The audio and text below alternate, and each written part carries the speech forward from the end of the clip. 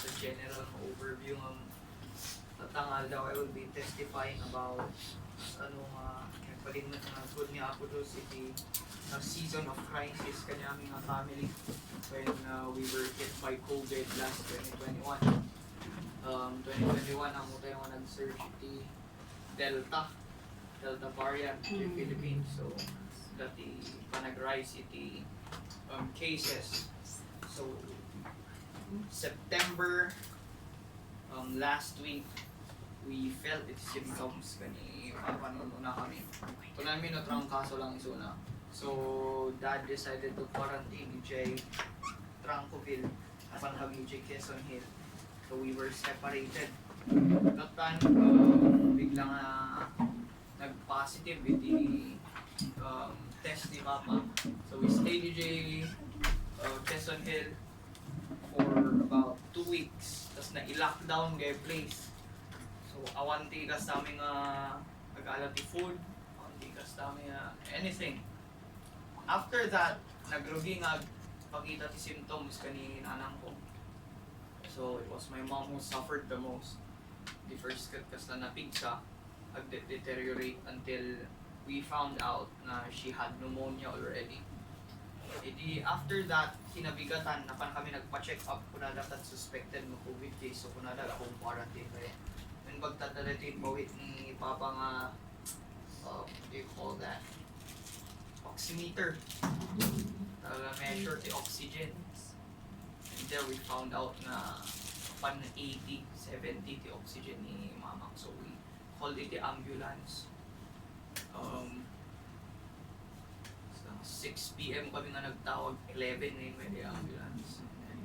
Real at that time, kaslang awan eh. It felt as if hopeless. But still, God is good in my ambulance at the 11 p.m. And then we were brought into a isolation unit. After day ko numaya, iti mapasama kan kasi 2 weeks kami lang or 1 week into a isolation unit. The condition of mom start na it would deteriorate. So pangit ay condition na. And to the point na one time, after 3 days, 2 days nga nagstay kami sa isolation unit, nalibusan kami ng oxygen J. So, oxygen tanks. But, very, very kabay lang J memory kay. Pukaw iso na pukaw na dinagan ko kasi we were at the same room at the divider. Diyan, nakapsot yung boses na binangon daw pa yung ko. Day kadwalin mo isa. Diyan daw. Diyan ko nakita awanan di oxygen na parang nagbiro. Awan. Pagpakadagay nurse, wala pa. So, try natin maghanap sir. So, grabe. That's 2 a.m. We waited. I was talking to her mom. And that you hear that oxygen. Paumayan. And for me, it was very hard. Kasi I really love my mom. I really love my mom. But to see someone you love suffering like that, and your mother, it's lang very, very heartbreaking. Kasi she was the one who raised me, my siblings. She was always there for us. Very strong person, and to see her weak and helpless, and so.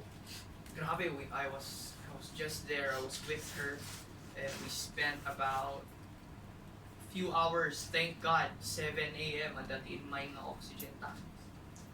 And kapo si Jay in request for transfer GBGH ni Mama. And ni Jamie nga naamuan na almost 90% of her lungs katang function. Hello. So thank God, nag-positivity test ko. I was able to be with her in the emergency room. Grabe. Hindi ko na tayong senior citizen lang kaya COVID ka dyan. Nakakita ka sa 23, 26 years old. Pero talagang naka-intubate. And so, we spent a day in the emergency room. Nakala kami the room by the grace of God. And then we spent 2 days. Wala na baling okay ni Mama Ijay ng kinmark araw nga binawaman ng the condition na to to the point nga the doctors, they recommended nga intubate isuna. The intubation po katag kabil na titubo dyan iwas, tapos diretso dyan baga de oxygen. Kasi hanan nga kaya di ay lungs nga angas on its own. So maikabit iti CPAP, machine suna. Basically, the machine tackling na lungs. The mortality rate na kaadwan nga ma-intubate, tapos ada comorbidities na. I-check ko lang nga naamuan nga dagan ti hypertension kung diabetes ni mama. Kaduan nga dati comorbidities na ma-intubate matay. So, kuna di doktor mo, i-try natin. And to the point na dagiti nurses kan, sir, maghanda na lang kayo. Tingin di ko, it angered me so much kasi nakaungulta ka nga talaga. Nung to think na dagiti nga nurses, 2 weeks they would spend na matayan dati pasyente. Talagang toxic di man.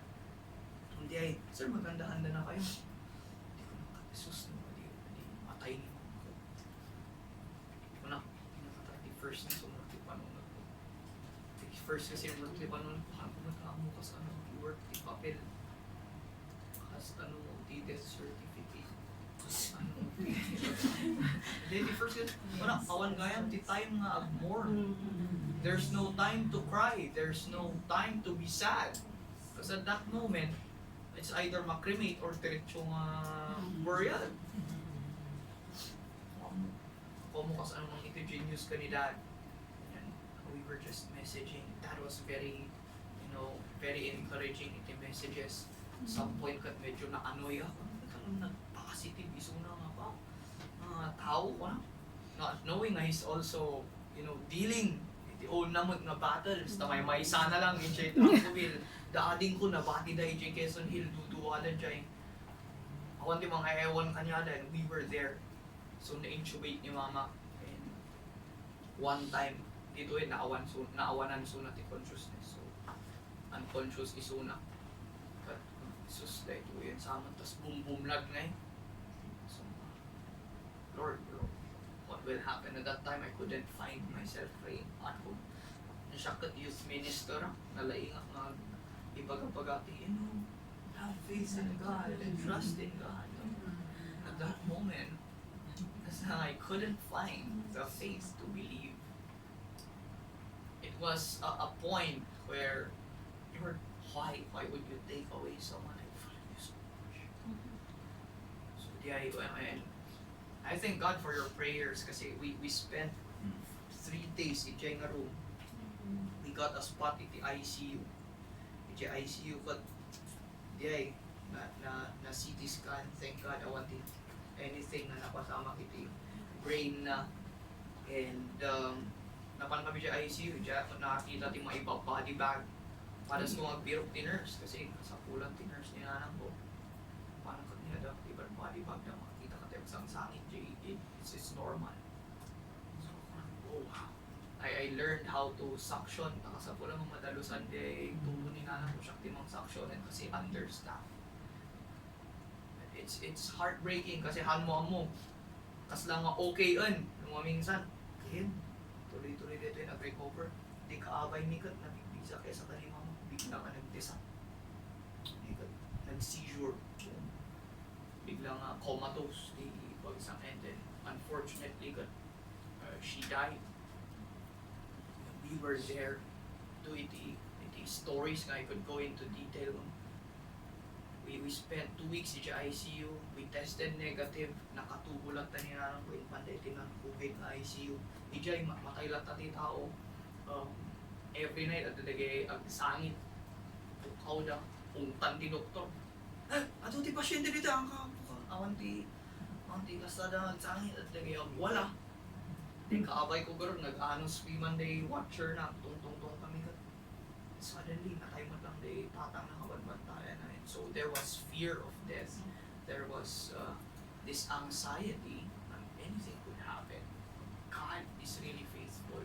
Han ko nga maibaga nga it's because my dad is a pastor or ni mama could nag-serve or I am serving God no apay nga pinag na ni mama. Kasi that would be unfair to all the people who died. Nga namati. Diba? I don't know. It's only through the mercy. Sila ang niya ako Diyos. And of course, the prayers of all the saints. Si Diego nga nakita, iti karkarara, iti all. I believe all you guys prayed for my mom at that time and our family. And thank you very much for the prayers. And so, di ay, hindi man na naikat na tubo na ako na ang oxygen daytan. Ang gana. Ang may cut na oxygen ko na dagay doktor. So, before kami nga na-discharge for a week, taawan ti magatang ng oxygen concentrator. So what my dad did, nag-rent na the oxygen concentrator. I-JT source the oxygen, at least na kuryente kami nang may bibusan. Nutin lang tigat awan eh. So kuryente, oxygen concentrator. Dito doktor, nga mamati nga mapusot ni mama, maikat the oxygen na. Nakadala ito inusar niya ako na intern. I-try natin. Without the supervision the doctor nga, try natin ma'am. Kaya ba? Basit ang gana nakaangas nga may sana. Thank God nagito yung PT nga in my, and then of course, in my that tapos binubuyak kas so exercise at mama ko na handet ang makapagnan. Should not be able to walk. Thank God dahil di na-discharge kami at kaya na matumak there. And then after that, hindi na pang kami nagawid kami. You know, after 2 weeks, she's walking on her own. She can already maka-apa ni JC rin kasi when we were at the hospital, talagang na diaper. And thank God, iti power, iti observation and learning because no, expectarang umay nurse assistant or nurse na magtulong dun ka, they will come after an hour. So, I needed to watch what they were doing, do it. Then thank God for that. God given me confidence to try. Amen. Really, Jaimat na na-test iti pamati. After that, the Lord is good. My mom is doing well. She is with us. She's functioning. Normal tata. Although nakakalata nga mabanog. Thank God because she's able to walk. Gargarden bayan. You know, that's her hobby. Talagang plantita ba, kumbaga. And so, what we went through, ulit the hospital, I don't know, I'm planning to write a book about it. Hopefully, you guys buy that book. You can read the stories about it. And let me just sing a song before I end everything, if that's okay. At that time, ko nga kaya nga dungog the praise and worship songs. I am a worship leader. I am part of the worship team. I am ministering to people. At that time, I found it very hard to listen to worship songs. You know, people beside me nga namati pagkakanta the worship songs because like anger nga. God restored that. God restored that heart of worship kanya. And the title ti kanta nga Unbroken Praise. But I'm telling you, just because we sing an unbroken praise doesn't mean we should be unbroken. Sometimes we are broken, sometimes we are down. But I hope that in those moments where we can't sing, when we can't listen, that we get up or we get down on our knees and we just sing to the Lord, Lord, this is my unbroken praise. From a broken person, from a broken heart, from a broken spirit.